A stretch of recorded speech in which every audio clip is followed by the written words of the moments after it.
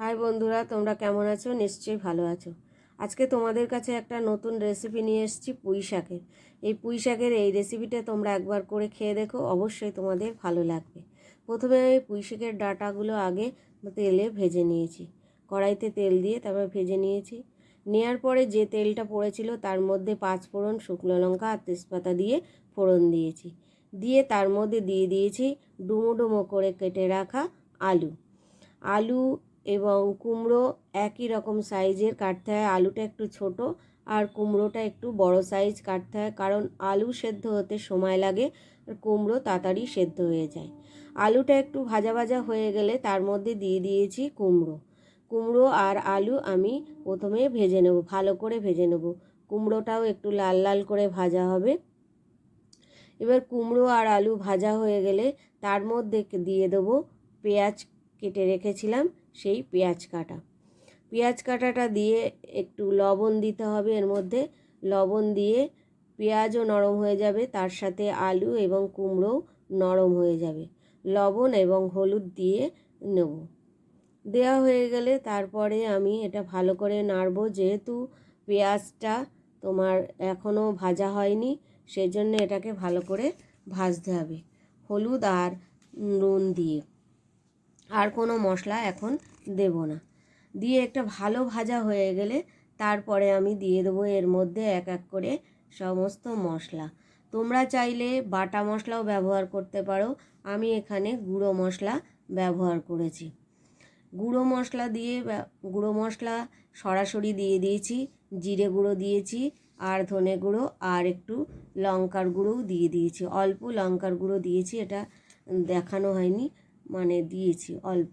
তোমরা যদি ঝাল কম খাও তাহলে তোমরা লঙ্কার গুঁড়োটা না দিতেও পারো, এতে কাঁচা লঙ্কা দিয়েও করতে পারো, অথবা কাঁচা লঙ্কা দেবে না, লঙ্কার গুঁড়ো দিয়েও করতে পারো। ভালো করে এবার মশলাটা দিয়ে কষে নিয়েছি। এর মধ্যে জল দিইনি, আমি ভালো করে ভাজাটাকে ভালো করে কষে নিয়েছি। এটা ঢেকে ঢেকে যদি তোমরা করো তাহলে খুবই ভালো হবে।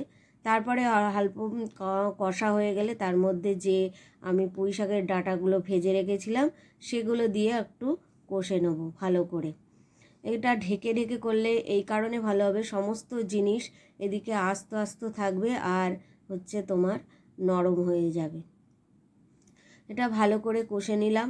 কষার পরে তারপরে এর মধ্যে আমি দিয়ে দেবো যে পাতাগুলো আমি আলাদা করে রেখেছিলাম, আলাদা করে ধুয়ে রেখেছিলাম, পুঁই শাকেরই পাতা ধুয়ে রেখেছিলাম। যেহেতু আমি ডাঁটাটা আগে ভেজে নিয়েছি ওই জন্য এর সঙ্গে পাতা দিইনি, সবার শেষে আমি এটা পাতাটা যোগ করলাম। কুচি কুচি করে রেখেছিলাম, সেই পাতা দিয়েও ভালো করে আমি এটা কষে নিলাম। ঢেকে ঢেকে কষবে, তাহলে খুব তাড়াতাড়ি হয়ে যায়, বেশি সময় লাগে না। পুঁই শাকের ডাঁটা আর এটা প্রেসারেও দিতে লাগবে না। অনেকে পুঁই শাকের ডাঁটা প্রেসারে দিয়ে করে, কিন্তু এটা প্রেসারে দিতে লাগবে না, এত সফট হয়ে যাবে। যেভাবে আমি করছি ঠিক সেইভাবে তোমরা করবে, খেতেও ভালো লাগবে, খুবই টেস্টি লাগবে।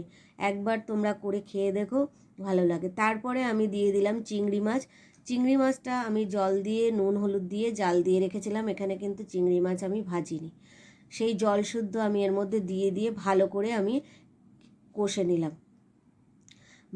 খুবই ভালো করে কষতে হবে, চিংড়ি মাছের জলটা একদম শুকিয়ে যাবে। আর এটা আমি বারবার ঢেকে ঢেকে করেছি, যার ফলে আমার রান্নাটা খুবই তাড়াতাড়ি হয়ে গেছে। দেখো এইভাবে ঢেকে ঢেকে মাঝে মাঝে একবার করে নেড়ে চেড়ে দেবে, তাহলে খুবই ভালো হবে।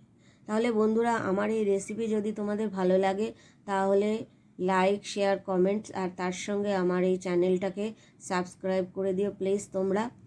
এইভাবে বারবার ভালো করে নেড়ে নেড়ে করেছি, বারবার ঢাকছি আর নেড়ে দিচ্ছি যাতে তলায় না লেগে যায়। তোমরা চাইলে আস্তে দিয়েও করতে পারো, আস্তে গ্যাসের জোর কমিয়েও, তাহলেও হবে।